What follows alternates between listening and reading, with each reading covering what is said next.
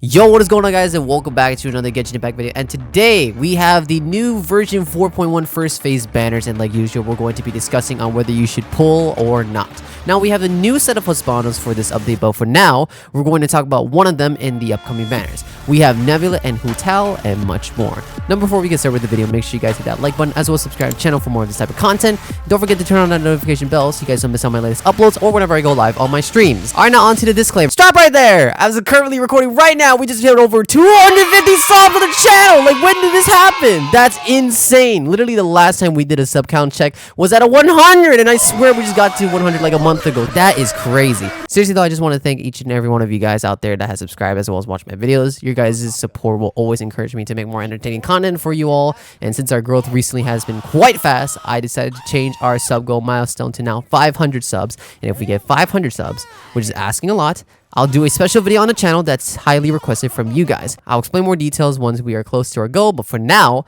let's get back into the video. Alright, now on to the disclaimer. Everything I'm about to talk about in this video is all intended for meta purposes or to those who are unsure what to spend their primo gems on. If you like these random characters by design or gameplay, then feel free to disregard everything I say in this video and go for the characters you like. Remember, this is a gacha game, so you should always pull for your favorite characters. And now, let's check out the banners. Alright, we're back on Twitter because I wanted to check out more stuff that has been lately announced on the Genshin Impact's Twitter account. So anyways, we've got Neuvillette and Hutao as the 5 stars, and as for the 4 stars, we got Diona, Fischl, and Xingqiu. And ooh, this is looking pretty nice so far. Alright, so like usual, we'll start with the 4 stars from top to bottom, and we'll go through on these characters very briefly since I've already explained them over and over for like thousands of times. For more details about them, you can check out my older banner videos about them in the banners playlist. Okay, now, starting off with Diona, which honestly, not much has changed about her, which is not a bad thing. She's still great at what she does. She gives her shield plus heal, and with certain constellations, she gives EM to your active character. Overall, still a solid character to own and great for beginners and late game players. Perhaps she could potentially even work really well with Neuvillette, especially if he does not have resistance to interruption, which I really hope he does. Up next, we got Fischl, and wow, Fischl as of lately has just been getting better and better. For those who have watched my videos, you already know how strong Fischl is. Already, she was considered a top tier 4-star character at the time. Then since Denja released, she was guaranteed top 5 best 4 stars in the game. And now with a new artifact set tailor-made that was released like an update ago, yeah, she is just ridiculous. For those who has no idea what I'm talking about or why I claim she is so strong, it's mainly because from her elemental skill that applies electro off field, her consistent application makes her a reliable battery, and now with the new artifact set, she just does bonkers damage now. Overall, it's Fischl. She's insane.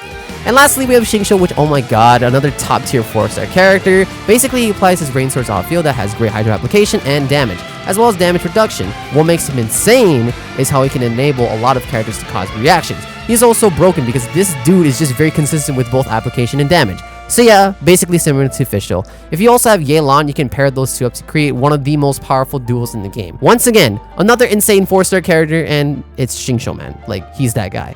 Alright, so those are the 4 stars. Now let's move on to the 5 stars. We've got Neuvillette. For his gameplay, he seems to be a Hydro main DPS, spending a lot of time on field to use his charge attacks. Potentially, he can also be an enabler for off-field abilities. Of course, we don't know his damage potential as well as how well he will work exactly in the game. All I can say really is if you like his gameplay from his trial, I could see him being a decent pull. If you're unsure, then I would recommend to wait until other content creators release their in-depth guide on him for more details. But like what I said in my Neuvillette teaser video, he has a lot of potential. Up next is Hutao. She honestly hasn't changed much, especially with how the meta has been for Pyro. Her place has barely adjusted. She is still a powerful Pyro charge attacker with a risky self-inflicted HP mechanic, which is actually relevant to Fontaine characters, and of course her AoE burst that can heal her back up. Once again, it's another DPS character which is subjective for your account. If you lack Pyro coverage or it's not strong enough for whatever you're challenging with, she is a great option. And those were the character banners. Now let's move on to the weapon banner. And here it is, starting with the 4 stars from right to left. As you can probably tell, we have a bunch of new ones. And of course, we'll be definitely checking out the details in this video. Some other ones we've already seen before, so let's get started from right to left. And here are the new weapons, but we're going to scroll all the way down to the bottom, starting with what it's called, the Portable Power Saw. Alright, here we go. So as you can see for the stats here, base attack is at 454, quite low, but it does compensate with a very high HP percentage of 55.1%.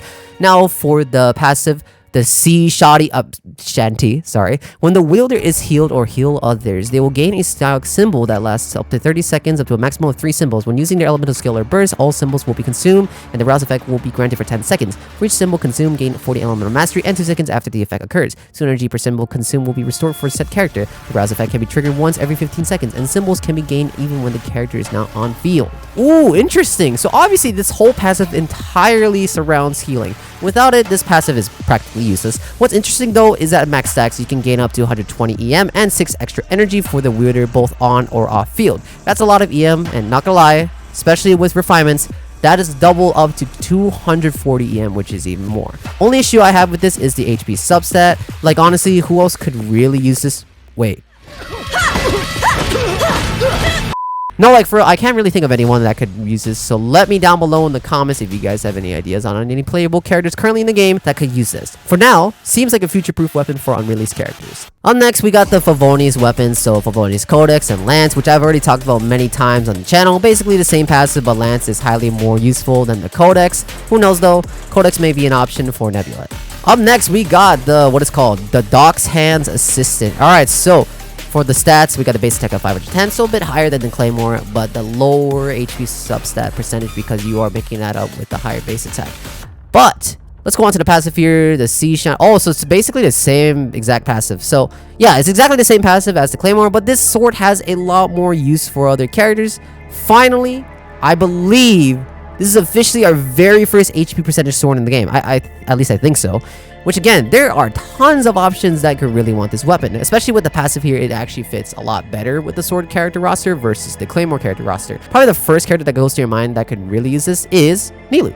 Honestly, this would be insane to have. The EM buff on her is pretty great. And for other characters, Layla is another one who really could use this, although EM wouldn't better for her like Nilou, but the energy regen is nice. And of course, Cookie Shinobu is another contender, although I would still prefer EM swords for her Hyper Bloom build, but this passive perfectly works really well with Cookie Shinobu. And that's just the current characters available. Who knows, we could get even more characters from Fontaine that could really use this weapon. And finally, for our last 4-star, we have what it's called the, what the hell, MItternachts Waltz? Is that how you... I'm sorry if I mispronounced that. Anyways, this is Fischl's signature weapon. Now, for the stats here, her base attack is at 5 to 10, and the substat is physical damage bonus.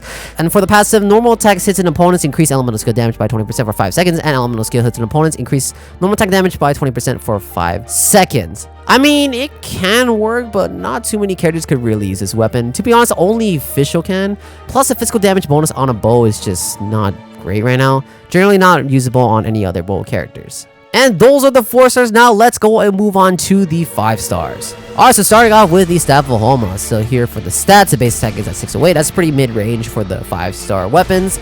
And then the crit damage is also mid-range, around 66.2%. Now for the passive, HP increased by 20%. Additionally provides an attack bonus based on 0.8% of the wielder's max HP. When the wielder's HP is less than 50%, their attack bonus is increased by an additional 1% of max HP. So it's a great HP percent plus bonus attack statistic with crit. Pretty universal passive for a weapon since HP has the highest base stat in the game, so any character can use this. As long as the character you're building wants to crit, then this polearm will be one of the best to go for. Obviously, this is who tells best in slot. And lastly, we have the Tome of the Eternal Flow. Ooh, that's a cool name. Anyways, so going off to the stats, base attack is at 542, so pretty low. And for the crit damage, however, it is at 88.2%, so that's very good so far. Now for the passive called Eon Wave, HP is increased by 60%. When the current HP is increases or decreases, charge attack damage will be increased by 14% for 4 seconds. Max 3 stacks. This effect can be triggered once every 0.3 seconds. Whoa, wait a minute. That's really good. Hold on, 42%? Oh geez. When the character has 3 stacks on third stack's duration refreshes, 8 energy will be restored. This energy restoration effect can be triggered once every 12 seconds. Ooh.